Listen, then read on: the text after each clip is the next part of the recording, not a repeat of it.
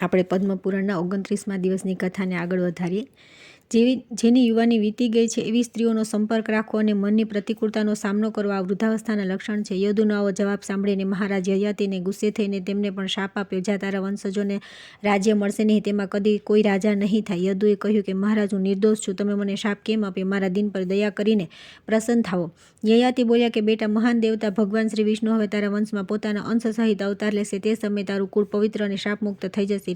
રાજા યયાતિએ કુરુને બાળક સમજીને છોડી દીધા અને શર્મિષ્ઠાના પુત્ર પુરુને બોલાવીને કહ્યું કે બેટા, તું મારી વૃદ્ધાવસ્થા ગ્રહણ કરી લે। પુરુએ કહ્યું કે રાજન, હું તમારી આજ્ઞાનું પાલન કરીશ, મને તમારી વૃદ્ધાવસ્થા આપી દો અને આજે જ મારી સુંદર યુવાવસ્થાને ધારણ કરીને ઉત્તમ ભોગ ભોગવો। આ સાંભળી મહામનસ્વી રાજાનું મન અતિ પ્રસન્ન થયું। તેમણે પુરુને કહ્યું કે મહામતે તે મારી વૃદ્ધાવસ્થા ગ્રહણ કરી અને પોતાનું યૌવન મને આપ્યું, તેથી મારા આપેલા રાજ્યનો ઉપભોગ કર। હવે રાજાની બિલકુલ નવી અવસ્થા ગઈ। તેઓ 16 વર્ષના તરુણ દેખાવા લાગ્યા, જેવામાં અતિ સુંદર, જાણે બીજા કામદેવ હોય। મહારાજ પુરુને પોતાનું ધનુષ્ય, રાજ્ય, છત્ર, ઘોડા, હાથી, ધન, ખજાનો, દેશ, સેના, ચામર, વ્યજન બધું જ આપી દીધું। ધર્માત્મા નહુષ કુમાર હવે કામાત્મા થઈ ગયા। તેઓ કામાસક્ત થઈને વારંવાર તે સ્ત્રીનું ચિંતન કરવા લાગ્યા। તેમને પોતાની પહેલા વૃત્તાંતનું સ્મરણ ન રહ્યું। નવી યુવાની પામીને તેઓ શીઘ્રતાપૂર્વક કદમ વધારતા અશ્રવ બિંદુમતી પાસે ગયા। તે સમયે તેમનું ચિત્ત કામથી ઉત્પન્ન થઈ રહ્યું હતું। તેઓ વિશાળ નેત્રવાળી વિશાલાને જોઈને બોલ્યા કે ભદ્રે, હું પ્રબળ દોષરૂપી વૃદ્ધાવસ્થાને ત્યાગીને અહીં આવ્યો છું। હવે હું તરુણ છું, તેથી તમારી સખી મારો સ્વીકાર કરે। વિશાલા બોલી કે રાજન, તમે દોષરૂપી જરાવસ્થાનો ત્યાગ કરીને આવ્યા છો એ બહુ સારી વાત છે, પરંતુ હજી પણ તમે એક દોષથી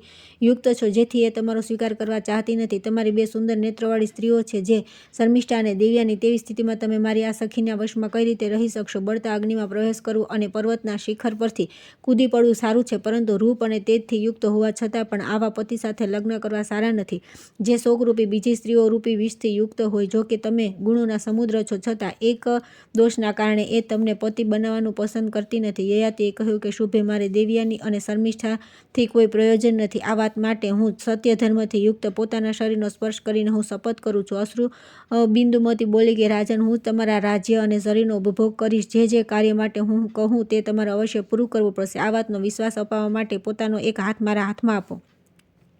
યયાતિએ કહ્યું કે રાજકુમારી, હું તમારા સિવાય બીજી કોઈ સ્ત્રીને ગ્રહણ નહીં કરું। વરાનને મારું આખું રાજ્ય, સંપૂર્ણ પૃથ્વી, મારું આ શરીર અને કોષ બધા તમે ઉપભોગ કરો। સુંદરી, લો, મેં તમારા હાથમાં મારો હાથ આપી દીધો। અશ્રુ બિંદુમતી બોલી કે મહારાજ, હવે હું તમારી પત્ની બનીશ। એટલું સાંભળતા મહારાજ યયાતિની આંખો હર્ષથી ખીલી ઉઠી। તેમણે ગંધર્વ વિધિથી કામકુમારી અશ્રુબિંદુમતીને ગ્રહણ કરી અને યુવાવસ્થા દ્વારા તેઓ તેની સાથે વિહાર કરવા લાગ્યા। અશ્રુબિંદુમતીમાં આસક્ત થઈને ત્યાં રહેતા રાજાને 20,000 વર્ષ વીતી ગયા।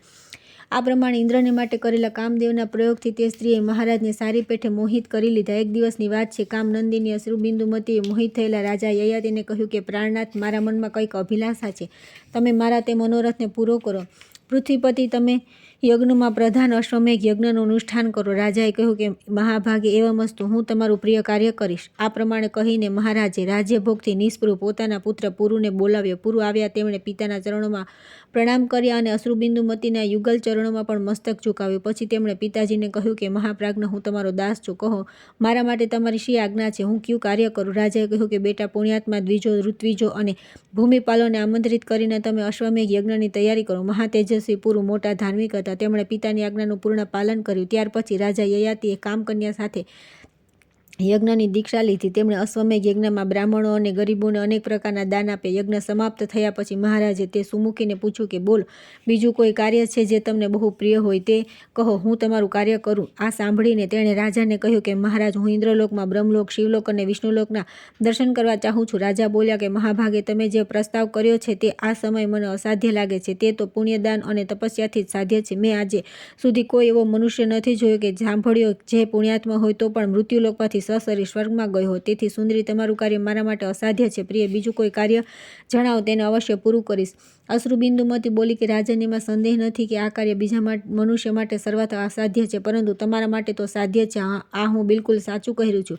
આ જ ઉદ્દેશથી મેં તમને પોતાના સ્વામી બનાવ્યા હતા। તમે સર્વ શુભ લક્ષણોથી સંપન્ન અને સર્વ ધર્મોથી યુક્ત છો। હું જાણું છું તમે ભગવાન વિષ્ણુના ભક્ત છો, વૈષ્ણવમાં પરમ શ્રેષ્ઠ છો। જેના ઉપર ભગવાન વિષ્ણુની કૃપા હોય છે તે સર્વત્ર જઈ શકે છે। આવી આશાથી મેં તમને પતિ તરીકે અંગીકાર કર્યા હતા। રાજન, માત્ર તમે મૃત્યુલોકમાં આવીને તમામ મનુષ્યોને વૃદ્ધાવસ્થાથી અને મૃત્યુરહિત બનાવ્યા છે। નરશ્રેષ્ઠ, તમે ઇન્દ્ર અને યમરાજનો વિરોધ કરીને મૃત્યુલોકને રોગ અને પાપથી રહિત કરી દીધા છે। મહારાજ, તમારા જેવો બીજો કોઈ પણ રાજા નથી। અનેક પુરાણોમાં પણ તમારા જેવા રાજાનું વર્ણન મળતું નથી. હું સારી રીતે જાણું છું કે તમે સર્વધર્મના જ્ઞાતા છો. રાજાએ કહ્યું કે ભદ્રે, તમારી વાત સાચી છે. મારા માટે કોઈ સાધ્ય અસાધ્યનો પ્રશ્ન નથી. જગદીશ્વરની કૃપાથી મને સ્વર્ગલોકમાં બધું સુલભ છે, છતાં હું સ્વર્ગમાં નથી જતો. તેનું કારણ સાંભળો. મારા છોડી દેવાથી પૃથ્વીલોકની સંપૂર્ણ પ્રજા મૃત્યુનો શિકાર થઈ જશે, એમાં લગીરે સંદેહ નથી. સુમુખી, આવું વિચારીને હું સ્વર્ગમાં જતો નથી. રાણી બોલી, મહારાજ, તે બધા દિવ્ય લોકોને જોઈને હું પાછી મૃત્યુલોકમાં આવી જઈશ. અત્યારે તો લોકો જોવાની મારી અતિશય ઉત્કંઠા છે. રાજાએ કહ્યું કે દેવી, તમે જે કહ્યું છે તે હું અવશ્ય પૂરું કરીશ. પોતાની પ્રિય અશ્રુબિંદુમતીને આમ કહી રાજા વિચાર કરવા લાગ્યા કે મત્સ્ય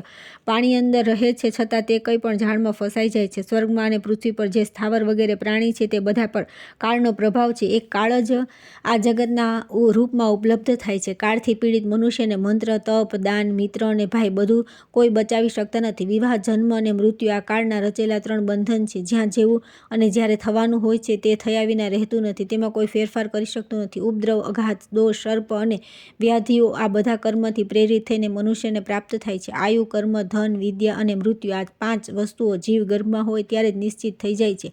જીવને દેવત્વ, મનુષ્યત્વ, પશુ પક્ષી વગેરે તીર્થક યોનિઓ અને સ્થાવર યોનિ આ બધું દરેકને તેમના કર્મ અનુસાર પ્રાપ્ત થાય છે. મનુષ્ય જેવું કરે છે તેવું ભોગવે છે. તેણે પોતાના કરેલા કર્મો જ ભોગવવા પડે છે. તેમ પોતાના જ બનાવેલા દુઃખ અને પોતે જ નિર્માણ કરેલા સુખને ભોગવે છે. જે લોકો પોતાના ધન અને વૃદ્ધિથી કોઈ વસ્તુને અન્યથા કરવાની યુક્તિ જાણે છે તેઓ પણ પોતાના ઉપાર્જિત સુખ દુઃખ જ ભોગવે છે. જેમ વાછરું 1000 ગાયોમાંથી પણ પોતાની માને ઓળખીને તેની પાસે પહોંચી જાય છે, એ જ પ્રમાણે પૂર્વજન્મમાં શુભાશુભ કર્મ કર્તાની પાછળ જાય છે. પહેલાના કર્મ કર્તાના સુવાની સાથે સૂવે છે અને ઊભા થાય છે અને ચાલવાથી પાછળ ચાલે છે. તાત્પર્ય એ કે કર્મ પડછાયાની જેમ કર્તા સાથે લાગેલું રહે છે. જેમ છાયા અને તડકો સદા એકબીજા સાથે જોડાયેલા હોય છે, તે જ પ્રમાણે કર્તા અને કર્મ પણ એકબીજા સાથે જોડાયેલા હોય છે. શસ્ત્ર, અગ્નિ, વિષ વગેરેથી બચાવનાર જે વસ્તુ છે તેમાં પણ દેવ જ કારણ છે. જે વાસ્તવમાં અરક્ષિત વસ્તુ છે તેની દેવ સાથે રક્ષા કરે છે. દેવ જેનો નાશ કરી દીધો હોય તેની રક્ષા થઈ શકતી નથી. આ મારા પૂર્વકર્મનું પરિણામ જ છે,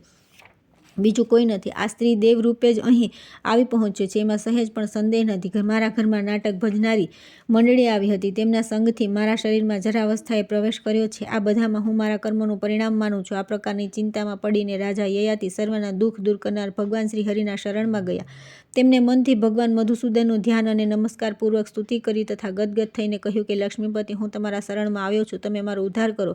સુકર્મા કહે છે કે પરમ ધર્માત્મા રાજા યયાતિ આ પ્રમાણે ચિંતામગ્ન હતા ત્યારે રતિકુમારી દેવી અશ્રુબિંદુમતી કહ્યું કે રાજન, બીજા પ્રાકૃત મનુષ્યની જેમ તમે દુઃખી થઈને ચિંતા કેમ કરી રહ્યા છો? જેના કારણે તમને દુઃખ થાય છે તેવું કાર્ય મારે ક્યારેય જોઈતું નથી. તેના જવાબમાં રાજાએ તેને કહ્યું કે દેવી, મને જે વાતની ચિંતા થઈ ગઈ છે તે કહું છું, તે સાંભળો. મારા સ્વર્ગમાં ચાલ્યા ગયા પછી આ સંપૂર્ણ પ્રજા દિન દુઃખી થઈ જશે. તેમ છતાં તમારી સાથે હું સ્વર્ગલોકમાં આવીશ. આમ કહી રાજાએ પોતાના ઉત્તમ પુત્ર પુરુને, જે સર્વધર્મોના જ્ઞાતા, વૃદ્ધાવસ્થાથી યુક્ત અને પરમ બુદ્ધિમાન હતા, તેમને બોલાવ્યા અને આ પ્રમાણે કહ્યું કે ધર્માત્મન, મારી આજ્ઞાથી તમે ધર્મનું પાલન કર્યું છે. હવે મારી વૃદ્ધાવસ્થા આપી દો અને પોતાની યુવાવસ્થા ગ્રહણ કરી લો. રાજ્યકોષ, સેના તથા વાહનો સહિત મારું આ રાજ્ય તથા સમુદ્ર પર્યંત સંપૂર્ણ પૃથ્વીને ભોગવો. મેં તમને તે આપી દીધી છે. દુષ્ટોને દંડ આપવો અને સાધુ પુરુષોની રક્ષા કરવી એ તમારું કર્તવ્ય છે. તાત તમારે ધર્મશાસ્ત્રને પ્રમાણ માનીને તે પ્રમાણે બધું કાર્ય કરવું જોઈએ. મહાભાગ શાસ્ત્રીય વિધિ અનુસાર ભક્તિપૂર્વક બ્રાહ્મણોની પૂજા કરવી, કેમ કે તેઓ 3 લોકમાં પૂજનીય છે. 5મા 7મો દિવસે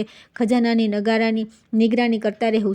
સેવકોને ધન અને ભોજન વગેરેથી પ્રસન્ન રાખીને તેમને સદા આદર કરવો. ગુપ્તચરોને નિયુક્ત કરીને રાજ્યના દરેક અંગ પર દ્રષ્ટિ રાખવી. સદા દાન આપતા રહેવું. શત્રુ પર અનુરાગ કે વિશ્વાસ ન કરવો. વિદ્વાન પુરુષો દ્વારા સદા પોતાની રક્ષાનો પ્રબંધ રાખવો. બેટા, પોતાના મનને કાબૂમાં રાખવું. કદી શિકાર કરવા ન જવું. સ્ત્રી, ખજાનો, સેના અને શત્રુ પર કદી વિશ્વાસ ન કરવો. સુયોગ્ય પાત્ર અને બધી પ્રકારના બળોનો સંગ્રહ કરવો. યજ્ઞો દ્વારા ભગવાન ઋષિકેશનું પૂજન કરવું અને સદા પુણ્યાત્મા બનીને રહેવું. પ્રજાને જે વસ્તુની ઈચ્છા હોય તે બધી તેમને આપતા રહેવું. બેટા, તમે પ્રજાને સુખ આપો, તેનું પાલન પોષણ કરો. પરાયા ધન અને પરાઈ સ્ત્રી પ્રત્યે કદી દૂષિત વિચાર મનમાં ન લાવો. વેદશાસ્ત્રોનું નિરંતર ચિંતન કરવું અને સદા અસ્ત્રશસ્ત્રોનો અભ્યાસ કરતા રહેવું. હાથી અને રથ ચલાવવાનો અભ્યાસ પણ કરતા રહેવું. પુત્રને આવો આદેશ આપીને રાજાએ આશીર્વાદ દ્વારા તેને પ્રસન્ન કર્યા અને પોતાના હાથે તેને રાજ સિંહાસન પર બેસાડ્યા. પછી પોતાની વૃદ્ધાવસ્થા લઈ પુત્રને તેની યુવાની પાછી આપી દીધી. પછી રાજાએ સમસ્ત પ્રજાને બોલાવી અને બહુ જ હર્ષથી આ પ્રમાણે કહ્યું કે સજ્જનો, હું મારી આ પત્ની સાથે પહેલાં ઇન્દ્રલોકમાં જાઉં છું, પછી ક્રમશઃ બ્રહ્મલોક અને શિવલોકમાં જઈશ, ત્યાર પછી સમસ્ત લોકના પાપ દૂર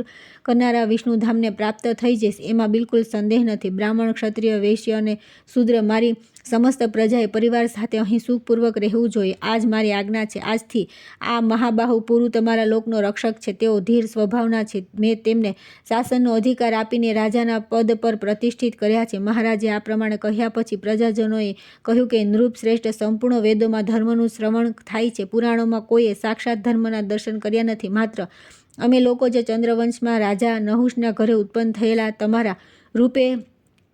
તમારા રૂપમાં દશાંગ ધર્મનો સાક્ષાત્કાર કર્યો છે. મહારાજ, તમે સત્યપ્રિય, જ્ઞાન વિજ્ઞાન સંપન્ન, પુણ્ય સ્વરૂપ, ગુણોના આધાર તથા સત્યના જ્ઞાતા છો. સત્યનું પાલન કરનારા મહાન તેજસ્વી પુરુષ પરમ ધર્મનું અનુષ્ઠાન કરે છે. તમારાથી વધીને બીજો કોઈ પુરુષ અમારા જોવામાં આવ્યો નથી. તમારા જેવા ધર્મપાલક અને સત્યવાદી રાજાએ અમે મન, વાણી અને શરીર કોઈ પણ ક્રિયા દ્વારા છોડવામાં અસમર્થ છીએ. મહારાજ, જ્યારે તમે જ નહીં રહો ત્યારે સ્ત્રી, ધન, ભોગ અને જીવન લઈને અમે શું કરીશું? તેથી રાજેન્દ્ર, હવે અમારે અહીં રહેવાની કોઈ જરૂર નથી. અમે પણ તમારી સાથે આવીશું. પ્રજાજનોની આ વાત સાંભળીને રાજા યયાતિને બહુ હર્ષ થયો. તેમણે કહ્યું કે તમે બધા પરમ પુણ્યાત્મા છો, મારી સાથે ચાલો. આ પ્રમાણે કહીને તેઓ કામ કન્યાની સાથે રથ પર સવાર થતા. તે રથ ચંદ્રમંડળ જેવો દેખાતો હતો. સેવકો હાથમાં ચામર અને વ્યંજન લઈને મહારાજની સેવા કરી રહ્યા હતા. તેમના રાજ્યમાં બ્રાહ્મણ, વૈશ્ય તથા શૂદ્ર બધા જ વૈષ્ણવ હતા. એ સિવાય તે અંત્ય જ હતા. તેમના મનમાં બધા પણ ભગવાન વિષ્ણુ પ્રત્યે કેવી ભક્તિ હતી! આ બધા દિવ્ય માળા ધારણ કરીને તુલસી દળથી શોભી રહ્યા હતા. તેમની સંખ્યા અબજોની થઈ ગઈ હતી. બધા ભગવાન વિષ્ણુના ધ્યાનમાં તત્પર અને જપ અને દાનમાં સંલગ્ન રહેનારા હતા. બધા જ વિષ્ણુ ભક્ત અને પુણ્યાત્મા હતા. તે બધાએ મહારાજની સાથે દિવ્યલોકની યાત્રા કરી. તે સમયે દરેકના હૃદય અતિ પ્રસન્ન હતા. રાજા યયાતિ સર્વપ્રથમ ઇન્દ્રલોકમાં ગયા. તેઓ પોતાના તેજ, ધર્મ અને તપોબળથી બીજા લોકો પણ રાજાની સાથે ગયા. ત્યાં પહોંચ્યા પછી દેવતા, ગંધર્વ, કિન્નર તથા ચારણો સહિત દેવરાજ ઇન્દ્ર તેમની સામે આવ્યા અને તેમનું સન્માન કરતા બોલ્યા કે મહાભાગ, તમારું સ્વાગત છે. આવો, મારા ઘરે પધારો અને દિવ્ય પાવન મને અને મનોરમ ભાગોનો ઉપભોગ કરો.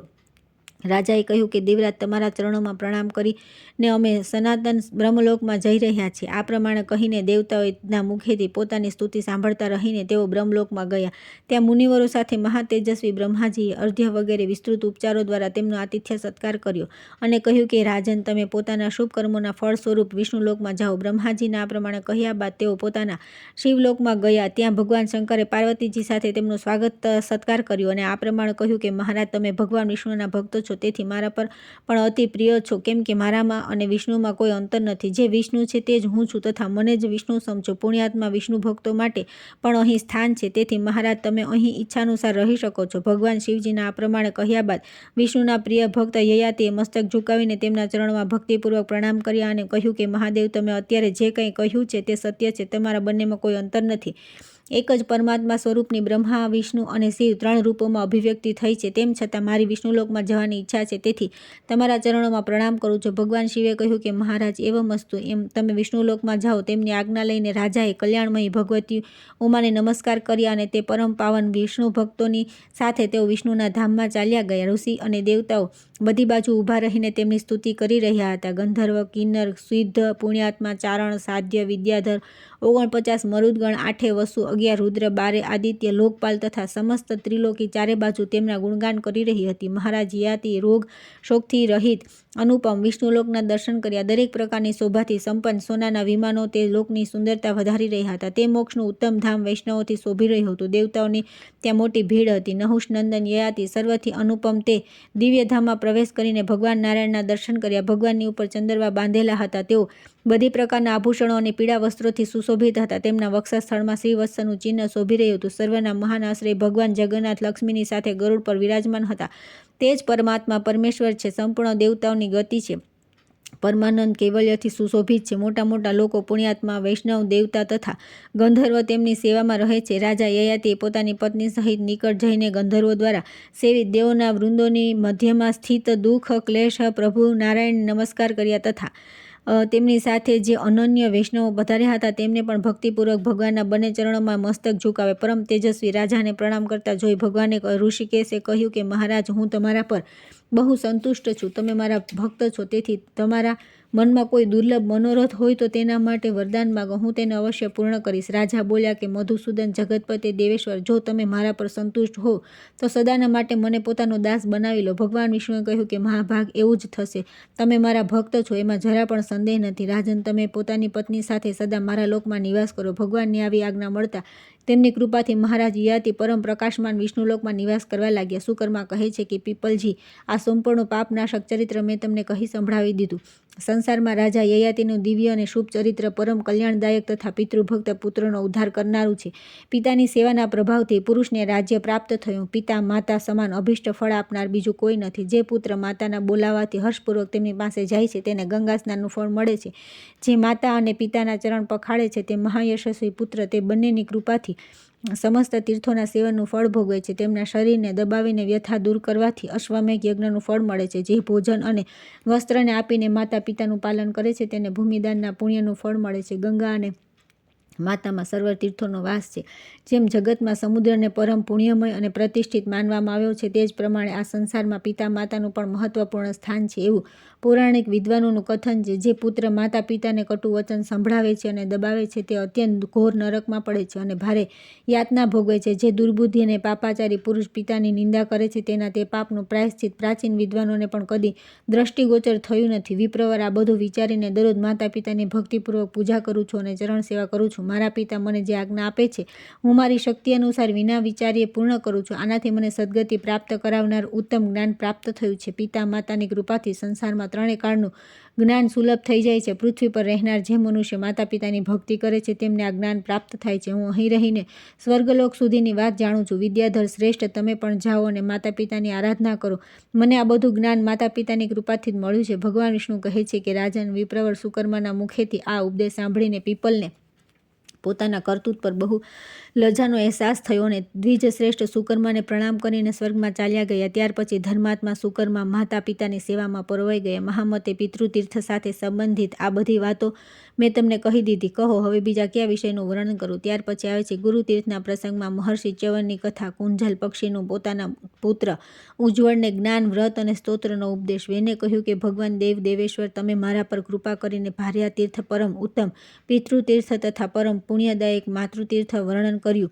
ઋષિકેશ, હવે પ્રસન્ન થઈને મને ગુરુતીર્થનો મહિમા કહો. ભગવાન વિષ્ણુએ કહ્યું કે રાજન, ગુરુતીર્થ બહુ ઉત્તમ તીર્થ છે. હું તેને વર્ણન કરું છું. ગુરુના અનુગ્રહથી શિષ્યને લૌકિક આચાર વ્યવહારનું જ્ઞાન થાય છે અને તે મોક્ષ પ્રાપ્ત કરી લે છે. જેમ સૂર્ય સંપૂર્ણ લોકોને પ્રકાશિત કરે છે તે જ પ્રમાણે ગુરુ શિષ્યોને ઉત્તમ બુદ્ધિ આપીને તેમના અર્થ જગતને પ્રકાશમય બનાવે છે. સૂર્ય દિવસે પ્રકાશ આપે છે, ચંદ્રમા રાતે પ્રકાશિત થાય છે અને દીપક માત્ર ઘરની અંદર અજવાળું કરે છે.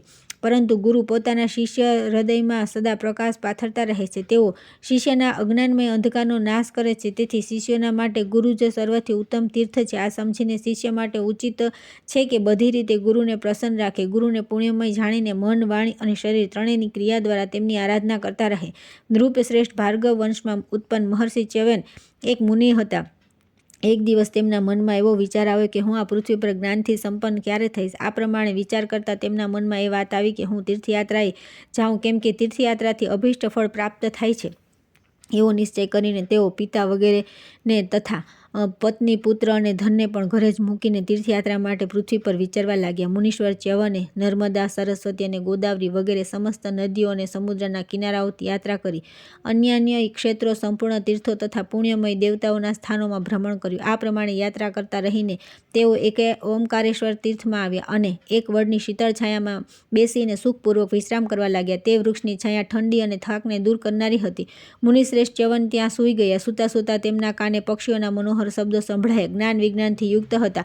તે વૃક્ષ પર પોતાની પત્ની સાથે એક દીર્ઘજીવી પોપટ રહેતો હતો જે કુંજલ નામે પ્રસિદ્ધ હતો. તે પોપટ બહુ જ્ઞાની હતો. તેને ઉજ્જવલ, સમુજ્જવલ, વિજ્જલ અને કંપિંજલ આ 4 પુત્ર હતા. ચારે માતા પિતાના મોટા ભક્ત હતા. તેઓ ભૂખ લાગે ત્યારે ચણ ચાગવા માટે પર્વતના કુંજમાં અને સમસ્ત દ્વીપોમાં ભ્રમણ કરતા હતા. તેમનું ચિત્ત બહુ એકાગ્ર રહેતું હતું. સાંધ્યાના સમયે મુનિવર ચ્યવનની સામે જ ચારે પોપટ પુત્ર પોતાના પિતાની પાસે માળામાં આવ્યા. તેમણે આવીને માતા પિતાને પ્રણામ કર્યા અને તેમને ચાર અર્પણ કરીને ઊભા રહી ગયા. ત્યાર પછી પિતાની પાંખોની શીતળ હવાથી માતા પિતાની સેવા કરવા લાગ્યા. કુંજલ નામનો પોપટ પોતાની પત્ની સાથે ભોજન કરીને જ્યારે તૃપ્ત થયો ત્યારે પુત્રોની સાથે બેસીને પરમ પવિત્ર દિવ્ય કથાઓ કહેવા લાગ્યો. ઉજ્જવળે પિતાજીને કહ્યું કે આ સમયે મારા માટે ઉત્તમ જ્ઞાનનું વર્ણન કરો. ત્યાર પછી ધ્યાન, વ્રત, પુણ્ય તથા ભગવાનના શાતમનો ઉપદેશ આપતા બોલ્યા. કુંજલ બોલ્યો કે બેટા, હું તમને તે ઉત્તમ જ્ઞાનનો ઉપદેશ આપું છું જેને કોઈ આ ચર્મચક્ષુએ જોયું નથી. તેનું નામ છે કૈવલ્ય મોક્ષ. તે કેવળ અદ્વિતીય અને દુઃખથી રહિત છે. જેમ વાયુ રહિત સ્થાનમાં મૂકેલા દીપક હવાના લાગવાના કારણે સ્થિરતાપૂર્વક બળતા રહે છે, તે જ પ્રમાણે કૈવલ્ય જ્ઞાનમય આત્મા બધા દોષોથી રહિત અને સ્થિર છે. તેનો કોઈ આધાર નથી. બેટા, તે આશા તૃષ્ણાથી રહિત અને નિશ્ચલ છે. આત્મા ન કોઈનો મિત્ર છે, ન શત્રુ. તેમાં શોક ન હોય કે ન હર્ષ, શોક, લોભ કે માત્સર્ય. તે ભ્રમ, પ્રલાપ, મોહ તથા સુખ દુઃખથી રહિત છે. જે સમયે ઇન્દ્રિયો બધા વિષયોમાં ભોગ બુદ્ધિનો ત્યાગ કરી દે છે, તે સમયે માત્ર આત્મા રહી જાય છે. તેને કૈવલ્યરૂપી પ્રાપ્તિ થઈ જાય છે. જેમ દીવો પ્રજ્વલિત થઈને જ્યારે પ્રકાશ ફેલાવે છે ત્યારે વાટના આધારે તે તેલને શોષતો રહે છે, પછી તે તેલને પણ કાળજા રૂપે બહાર કાઢે છે.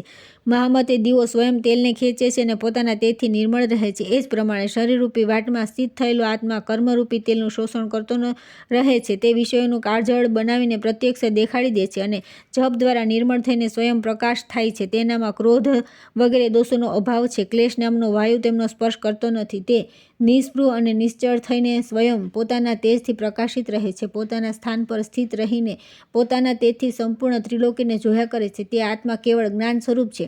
આ પરમાત્માનું જે મેં તમારી સામે વર્ણન કર્યું છે.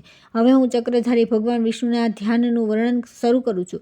તે ધ્યાન બે પ્રકારનું છે, નિરાકાર અને સાકાર. નિરાકારનું ધ્યાન માત્ર જ્ઞાન રૂપે થાય છે. જ્ઞાન નેત્રો વડે તેમના દર્શન કરી શકાય છે. યોગયુક્ત મહાત્મા તથા પરમાત્મા પરાયણ સંન્યાસી તે સર્વજ્ઞ અને સર્વદ્રષ્ટા પરમેશ્વરનો સાક્ષાત્કાર કરે છે. વત્સ, તેઓ હાથ પગ રહિત હોવા છતાં પણ સર્વત્ર જાય છે અને ચરાચર ત્રિલોકીને ગ્રહણ કરે છે. તેઓ મુખ અને નાક વિના જ ખાય છે અને સૂંઘે છે.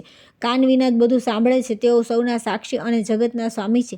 રૂપ રહિત હોવા છતાં પણ 5 ઇન્દ્રિયો રૂપી યુક્ત ધારણ કરે છે. સમસ્ત લોકોના પ્રાણ છે. ચરાચર જગતના જીવો તેમની પૂજા કરે છે. જીભ વિના તેઓ બોલે છે. તેમની બધી વાતો વેદશાસ્ત્રથી અનુકૂળ હોય છે. તેમને ત્વચા નથી, છતાં તેઓ સર્વના સ્પર્શનો અનુભવ કરે છે. તેમનું સ્વરૂપ સત અને આનંદમય છે. તેઓ વિરક્તાત્મા છે. તેમનું રૂપ એક છે. તેઓ આશ્રય રહિત અને જરાવસ્થાથી પર છે. મમતાઓ તેમના સ્પર્શ પણ કર્યો નથી. તેઓ સર્વવ્યાપક, સગુણ, નિર્ગુણ અને નિર્મળ છે. તેઓ કોઈના વંશમાં નથી, છતાં તેઓ ભક્તોના વંશમાં રહે છે. તેઓ સર્વ કોઈ આપનારા અને સર્વજ્ઞોમાં શ્રેષ્ઠ છે. તેમનું પૂર્ણરૂપે ધ્યાન કરનારું કોઈ નથી. તેઓ સર્વમય અને સર્વવ્યાપક છે. આ પ્રમાણે જે પરમાત્મા સર્વમય સ્વરૂપનું ધ્યાન કરે છે તે અમૃત જેવું સુખદાયી અને આકાર રહિત પરમપદને પ્રાપ્ત થાય છે. હવે પરમાત્માના ધ્યાનનું બીજું રૂપ બતાવું છું. મૂર્તિમાન આકાર ચિંતનને સાકાર ધ્યાન કહે છે. જે નિરાકાર તત્વનું ચિંતન છે તેને નિરાકાર ધ્યાન કહેવાય છે. આ સમસ્ત બ્રહ્માંડ જેની ક્યાંય તુલના નથી, તે બધું ભગવાનની વાસનાથી જ વાસિત છે, અર્થાત ભગવાન જ તેનો નિવાસ છે. તેથી તેમને વાસુદેવ કહે છે. વર્ષો માટે તૈયાર મેઘોનો જેવો રંગ હોય છે તેવો તેમના પણ વર્ણ છે. તેઓ સૂર્ય સમાન તેજસ્વી, ચતુર્ભુજ અને દેવતાઓના સ્વામી છે તથા તેમના જમણી બાજુના હાથમાંથી એક સુવર્ણ અને રત્નોથી વિભૂષિત શંખ શોભાયમાન થઈ રહ્યો છે. ડાબી બાજુના હાથમાંથી એક ચક્ર પ્રતિષ્ઠિત છે. તેની તેજોમય આકૃતિ સૂર્યમંડળ સમાન છે. કૌમુદિકી ગદા જે મોટા મોટા અસુરોનો વિનાશ કરનારી છે તે પરમાત્મા બીજા ડાબા હાથમાં સુશોભિત છે તથા તેમના બીજા જમણા હાથમાં સુગંધપૂર્ણ મહાન પદ્મ શોભી રહ્યું છે. આ પ્રમાણે આયુધો સહિત ભગવાન કમલાપતિનું ધ્યાન કરવું જોઈએ. શંખ જેવી ગ્રીવા, ગોળ ગોળ મુખ અને કમળપત્ર જેવી મોટી મોટી આંખો અત્યંત મનોહર લાગે છે. રત્નો જેવા ચળકતા દાંતોથી ઋષિકેશ ભગવાન મનોહર લાગે છે. રત્નો જેવા ચળકતા દાંતોથી ઋષિકેશ ભગવાન અતિ સોહામણા લાગે છે. તેમના વાકડિયા વાળ છે. બીંબા ફળ જેવા લાલ લાલ હોઠ છે તથા મસ્તક પર ધારણ કરેલા મુગુટથી કમળનયન શ્રીહરિ અત્યંત સુશોભિત થઈ રહ્યા છે. વિશાળ રૂપ, સુંદર નેત્ર તથા કૌસ્તુભ મણિથી તેમની કાંતિ અત્યંત ઉજ્જવળ છે. સૂર્ય જેવા તેજથી પ્રકાશિત થઈ રહેલા કુંડળો અને પુણ્યમય શ્રીવત્સ ચિહ્નથી શ્રીહરિ સદા દૈદીપ્યમાન દેખાય છે. તેમના શ્યામ વિગ્રહ પર બાજુબંધ કડા અને મોતીઓના હાર નક્ષત્રો જેવા શોભી રહ્યા છે. આ બધા આભૂષણોથી સુશોભિત સર્વશ્રેષ્ઠ લાગે છે. સુવર્ણના વર્ણના પીતાંબરથી ગોવિંદની સુંદરતા વિશેષ વધી ગઈ છે. રત્નજડિત મુદ્રાઓથી સુશોભિત આંગળીઓના કારણે ભગવાન બહુ સુંદર લાગે છે. બધી પ્રકારના આયુધોથી સંપૂર્ણ અને દિવ્ય આભૂષણોથી વિભૂષિત શ્રીહરિ ગરુડની પીઠ પર બિરાજમાન છે. તેઓ આ વિશ્વના સ્રષ્ટા અને જગતના સ્વામી છે. જે મનુષ્ય ભગવાનની આવી મનોહર ઝાંખીનું દરરોજ અનન્ય ભાવે ધ્યાન કરે છે તે બધા પાપોથી મુક્ત થઈને અંતે ભગવાન શ્રી વિષ્ણુના લોકમાં જાય છે. બેટા, આ જગદીશ્વરના વ્રતોના પૂરો પ્રસંગ મેં તમને કહી દીધો. હવે વ્રતોના ભેદ બતાવું છું, જેમના દ્વારા ભગવાન વિષ્ણુની આરાધના થાય છે. જ્યાં જયા, વિજયા, પાપનાશિની, જયંતી, ત્રુપસા, મંજુલી, તિલંગંધા, અખંડા તથા મનોરક્ષા આ બધા એકાદશીઓ અથવા દ્વાદશીઓના ભેદ છે. તેમના સિવાય બીજા પણ ઘણી એવી તિથિઓ છે જેમના પ્રભાવ દિવ્ય છે. અશૂન્ય, શયન અને જન્માષ્ટમી આ બંને મહાન વ્રત છે. આ વ્રતોનું આચરણ કરવાથી પ્રાણીઓના બધા પાપ દૂર થઈ જાય છે. પુત્ર, હવે ભગવાનના સતનામ સ્તોત્રનું વર્ણન કરું છું. તે મનુષ્યોના પાપ સમૂહનું નાશક અને ઉત્તમ ગતિ પ્રદાન કરનારું વિષ્ણુના આ સતનામ સ્તોત્રના બ્રહ્મા ઋષિ અનુષ્ટુપ છંદ પ્રણવ ઓમકાર દેવતા છે. સંપૂર્ણ કામનાઓની સિદ્ધિ તથા મોક્ષના હેતુથી આનો વિનિયોગ કરવામાં આવે છે. ઋષિકેશ કહે છે કે કેશવ, મધુસૂદન, સર્વદૈત્યસૂદન, નારાયણ, અનામય, જયંત, વિજય, કૃષ્ણ, અનંત, વામન, વિષ્ણુ, વિશ્વેશ્વર, પુણ્ય, વિષાત્મા, સુરાચી, અનઘ, અઘહર્તા, નરસિંહ, શિપ્ર, શ્રીપતિ, શ્રીધર, શ્રીદ, શ્રીનિવાસ, મહોદય, શ્રીરામ, માધવ, મોક્ષ, ક્ષમારૂપ, જનાર્દન, સર્વજ્ઞ, સર્વવેતા, સર્વેદાયક, હરિ, મુરાદી, ગોવિંદ, પદ્મનાભ, પ્રજાપતિ, આનંદ, જ્ઞાન સંપન્ન, જ્ઞાનદ, જ્ઞાનદાયક, અચ્યુત, સબલ, ચંદ્રવક્ત્ર, વર, યોગેશ્વર, જગ્યોનિધ, બ્રહ્મરદ, મહેશ્વર, મુકુંદ, વૈકુંઠ, એકરૂપ, કવિ, ધ્રુવ, વાસુદેવ, મહાદેવ, બ્રાહ્મણ, બ્રાહ્મણપ્રિય, ગોપ્રિય, ગોહિત, યજ્ઞ, યાજ્ઞાંગ, યાજ્ઞવર્ધન, યજ્ઞભોક્તા, વેદાંગ પરાયણ, વેદજ્ઞ, વેદરૂપ, વિદ્યાવાસ, સુરેશ્વર, પ્રત્યક્ષ, મહાહંસ, શંખપાણી, પુરાતન, પુષ્કરાશ, વરાહ, ધરણીધર, પ્રદ્યુમ્ન, કામલાપાલ, વ્યાધાસાન, મહેશ્વર, સર્વસૌખ્ય, મહાસૌખ્ય, સાંખ્ય, પુરુષોત્તમ યોગ, યોગરૂપ, મહાજ્ઞાન, યોગીશ્વર, અજીત, પ્રિય, આસુરારી, લોકનાથ, પદ્મહસ્ત, ગદ્યાધર, ગૃહવાસ, સર્વાવાસ, પુણ્યવાસ, મહાજન, વૃદ્ધનાથ, બૃહત્કાય, પાવન, પાપનાશન, ગોપીનાથ, ગોપશાખ, ગોપાલ, ગોપાણશ્ર્ય, પરાધીશ, કપિલ તથા કાર્યમાનુષ, સંસારનો ઉદ્ધાર કરવા માટે મનુષ્ય ધારણ કરવાવાળા વગેરે નામોથી પ્રસિદ્ધ સસ્વરૂપ પરમેશ્વરને હું પ્રતિદિન મન, વાણી અને ક્રિયા દ્વારા નમસ્કાર કરું છું. જે પુણ્યાત્મા પુરુષ પોતાના સતનામ સ્તોત્ર વાંચીને સ્થિર ચિત્તે ભગવાન શ્રી વિષ્ણુની સ્તુતિ કરે છે તે સંપૂર્ણ દોષોનો ત્યાગ કરી અને આલોકમાં પુણ્ય સ્વરૂપ થઈ જાય છે. ત્યાં અંતમાં તે ભગવાન મધુસૂદનના લોકને પ્રાપ્ત થાય છે. આ સતનામ સ્તોત્રનો મહિમા પુણ્યપ્રદ અને સમસ્ત પાતકોની શુદ્ધિ કરનારું છે. મનુષ્ય એકાગ્ર ચિત્તે આ સ્તોત્રનો જપ અને ચિંતનમાં કરવું જોઈએ. દરરોજ આનો જપ કરનાર પુરુષને ગંગા સ્નાનનું ફળ મળે છે. તેથી સુસ્થિર અને એકાગ્રચિત થઈને આનો જપ કરવો જોઈએ. સુખની ઈચ્છા રાખનાર મનુષ્ય જ્યાં શાલિગ્રામના શિલા તથા દ્વારકાની શિલા હોય આ બંને શિલાઓની સમીપ આ સતનામ સ્તોત્રનો જપ કરવો જોઈએ. આ પ્રમાણે કરવાથી તે સંસારમાં વિવિધ પ્રકારના સુખ ભોગવીને અંતમાં પોતાના સહિત 101 પેઢીનો ઉદ્ધાર કરી દે છે. જે કાર્તિક માસમાં દરરોજ પ્રાતઃ સ્નાન કરીને ભગવાન મધુસૂદનની પૂજા કરીને આ સતનામ સ્તોત્રનો પાઠ કરે છે તે પરમ ગતિને પ્રાપ્ત થાય છે. બેટા, માઘ સ્નાન કરનાર પુરુષ જો ભગવાનની પૂજા કરીને તેમનું ધ્યાન કરે છે અથવા આ સ્તોત્રને વાંચે અથવા સાંભળે તો તે મહાન પાપોનો પણ ત્યાગ કરીને પરમ પદને પ્રાપ્ત થાય છે. તે સહજતાથી વિષ્ણુલોકને પ્રાપ્ત થાય છે. જે મનુષ્ય શ્રાદ્ધ કાળમાં ભોજન કરનાર બ્રાહ્મણની સામે આ પાપનાશક સતનામ સ્તોત્રનો પાઠ કરે છે તેના પિતૃઓ સંતુષ્ટ થઈને પરમ ગતિને પ્રાપ્ત થાય છે. આ સ્તોત્ર સુખ અને મોક્ષ પ્રદાન કરનારું છે. આનો પાઠ અવશ્ય કરવો જોઈએ. જપ કરનાર મનુષ્ય ભગવાન વિષ્ણુની કૃપાથી પૂર્ણ સિદ્ધ થઈ જાય છે. તેને સર્વ પ્રકારની સિદ્ધિઓ પ્રાપ્ત થઈ જાય છે. ત્યાર પછી આવે છે કુંજલનો પોતાનો પુત્ર વિજ્વલે ઉપદેશ, મહર્ષિ જૈમિનીએ સુબાહુને દાનના મહિમા કહેવો તથા નરક અને સ્વર્ગમાં જવાવાળા પુરુષોનું વર્ણન. ત્યાર પછી કુંજલે પોતાના પુત્ર વિજલને ઉપદેશ આપતા કહ્યું કે બેટા, દરેક ભોગમાં શુભ અને અશુભ કર્મ કરવા કારણ છે. પુણ્ય કર્મથી જીવ સુખ ભોગવે છે અને પાપ કર્મથી દુઃખ ભોગવે છે. ખેડૂત પોતાના ખેતરમાં જેવા બીજા વાવે છે તેવું જ ફળ મળે છે. એ જ પ્રમાણે જેવું કર્મ કરવામાં આવે છે તેવા જ ફળનો ઉપભોગ કરવામાં આવે છે. આ શરીરના વિનાશનું કારણ પણ છે. આપણે બધા લોકો એ કર્મને આધીન છીએ. સંસારમાં કર્મ જ જીવોનું સંતાન છે. કર્મ જ તેના ભાઈબંધુ છે તથા કર્મ જ અહીં મનુષ્યને સુખ દુઃખમાં પ્રવૃત્ત કરે છે. જેમ ખેડૂત પોતાના પ્રયત્ન પ્રમાણે ફળ પ્રાપ્ત કરે છે તે જ પ્રમાણે પૂર્વજન્મમાં કરેલા કર્મ જ કર્તાને મળે છે. જીવ પોતાના કર્મ અનુસાર જ દેવતા, મનુષ્ય, પશુ, પક્ષી અને સ્થાવર યોનિમાં જન્મ લે છે તથા તે યોનિઓમાં સદા પોતાના જ કરેલા કર્મોને ભોગવે છે. દુઃખ અને સુખ બંને આપણા જ કરેલા કર્મોના ફળ છે. જીભ ગર્ભની શૈયા પર સૂઈને પૂર્વ શરીર દ્વારા કરેલા શુભ કર્મનું ફળ ભોગવે છે. પૃથ્વી પર કોઈ પણ પુરુષ એવો નથી જે પૂર્વજન્મમાં કરેલા કર્મમાંથી બચી શકે. આ બધા જે પોતાના કમાયેલા સુખ દુઃખને ભોગવે છે. ભોગ કર્યા વિના કર્મનો નાશ થતો નથી. પૂર્વજન્મમાં બંધન સ્વરૂપ કર્મને મિટાવી શકવા કોઈ સમર્થ નથી. બેટા, વિષયો એક પ્રકારના વિઘ્ન છે. જરા વગેરે અવસ્થા ઉપદ્રવ છે, જે પૂર્વજન્મના કર્મથી પીડિત મનુષ્યને વારંવાર પજવે છે. તેના જન્મ જ્યાં પણ સુખ અથવા દુઃખ ભોગવવું પડે છે, તે દેવ અને બળપૂર્વક ત્યાં પહોંચાડી દે છે. જીવ કર્મથી બંધાયેલો રહે છે. પ્રારબ્ધને જીવોના સુખ દુઃખનું ઉપાદાત્મક માનવામાં આવે છે. મહાપ્રાજ્ઞ ચોલ દેશમાં સુબ્રાહુ નામના એક રાજા થઈ ગયા હતા. જૈમિની નામના એક બ્રાહ્મણ હતા, તેમના પુરોહિત હતા. એક દિવસ પુરોહિતે રાજા સુબાને સંબોધિત કરીને કહ્યું કે રાજન, તમે ઉત્તમ ઉત્તમ દાન આપી દીધા છે. દાનના પ્રભાવથી દુર્ગમ લોકને પ્રાપ્ત થવાય છે. દાનથી સુખ અને સનાતન યશની પ્રાપ્તિ થાય છે. દાનથી જ મનુષ્ય લોકમાં મનુષ્યની ઉત્તમ કીર્તિ થાય છે. જ્યાં સુધી આ જગતમાં કીર્તિ સ્થિર રહે છે, ત્યાં સુધી તેનો કરતાં પણ સ્વર્ગલાકનો નિવાસી છે. તેથી મનુષ્ય સંપૂર્ણ પ્રયત્ન કરીને દાન કરતા રહેવું જોઈએ. રાજાએ પૂછ્યું કે દ્વિજ શ્રેષ્ઠ, બધા દાન તપસ્યામાં બે મુશ્કેલી ક્યું કામ છે? તથા પરલોકમાં મહાન ભોળ ભોગવવામાંથી કોને મળે છે, એ મને જણાવો. જૈમિની બોલ્યા કે રાજન, આ પૃથ્વી પર દાનથી વધીને અઘરું બીજું કોઈ કાર્ય નથી. આ વાત પ્રત્યક્ષ જોવામાં આવે છે. સમસ્ત દુનિયા એની સાક્ષી છે. સંસારમાં લોભથી મોહિત મનુષ્ય ધનને માટે પોતાના પ્રિય પ્રાણોની પણ પરવા ન કરતા સમુદ્રમાં અને બિહડવણમાં ઘૂસી જાય છે. આગળ આની કથા આવતીકાલે.